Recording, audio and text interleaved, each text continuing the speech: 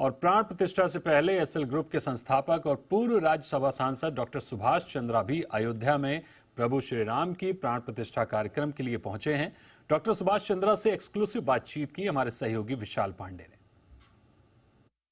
22 जनवरी को रामलला की प्राण प्रतिष्ठा होनी है और अब उन विशेष मेहमानों का अयोध्या पहुंचने का सिलसिला भी शुरू हो चुका है, जिन्हें राम मंदिर की प्राण प्रतिष्ठा के लिए आमंत्रित किया गया। उसी में से एक खास मेहमान हैं एसएल ग्रुप के चेयरमैन और पूर्व राज्यसभा सांसद डॉक्टर सुभाष चंद्रा। सुभाष चंद्रा जी, आप अयोध्या आए हैं और प्राण प्रतिष्ठा कार्यक्रम में आप अतिथि के तौर पर आमंत्रित किए गए हैं। इस वक्त राम की पैड़ी पर मौजूद हैं। कैसी अनुभूति हो रही है और कितना खास मौका ये आपके लिए?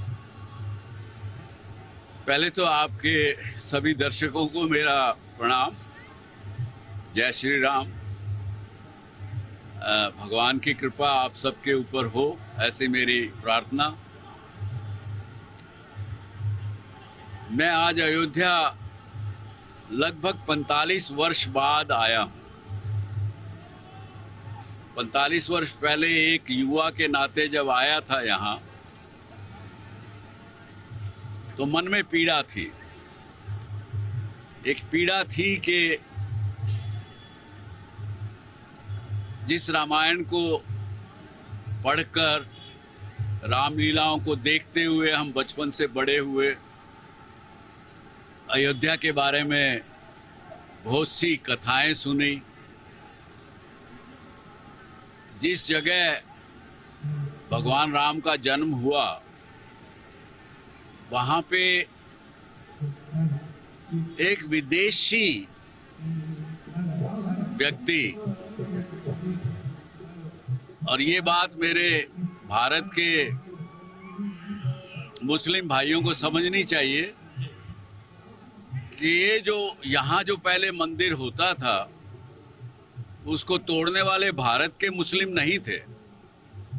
वो एक बाहर का एक विदेशी व्यक्ति था, आतताई था, जिसने उस मस्जिद को, मंदिर को तोड़ करके वहाँ मस्जिद बनाई।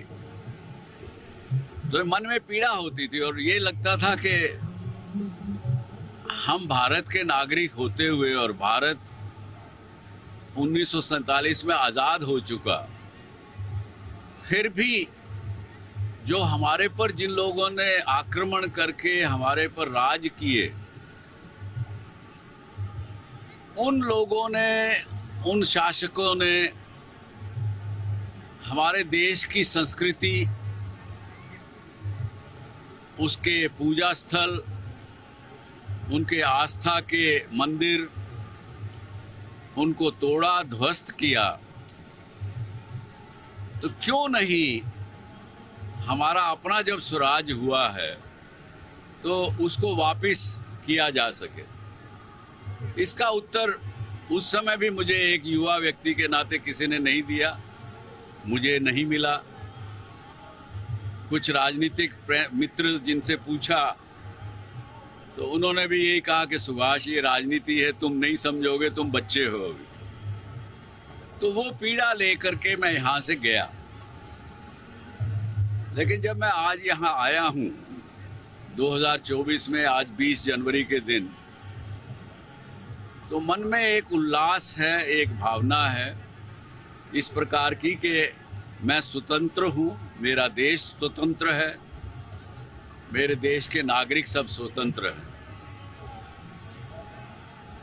भगवान राम ने भी जब राम राज्य किया, जब वो राज करते थे, उनकी भी कथा में बहुत सी ऐसी चीज़ें मिलती हैं जिसमें कि सबको बोलने की स्वतंत्रता थी, आज़ादी थी।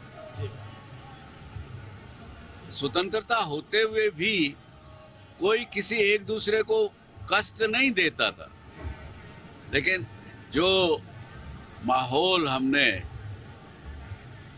पिछले 40-50 वर्षों में, आज के 15 साल पहले देखा, वो दुखदायी था। वो स्वतंत्रता के नाम पर कुछ भी कह देते थे। और कभी कभी तो आपके दर्शक शायद मेरे से नाराज होंगे, ब्रिटिश समय में, ब्रिटिश के राज के दौरान जो रुपया का जो करेंसी नोट था, उस पर भी भगवान की मूर्तियां थी। बहुत सी ऐसी चीजें थी जिसको आजादी के बाद सब हटा दिया गया, कोई इसका एक्सप्लेनेशन नहीं देता। तो ये भावना आज के दिन मन में है।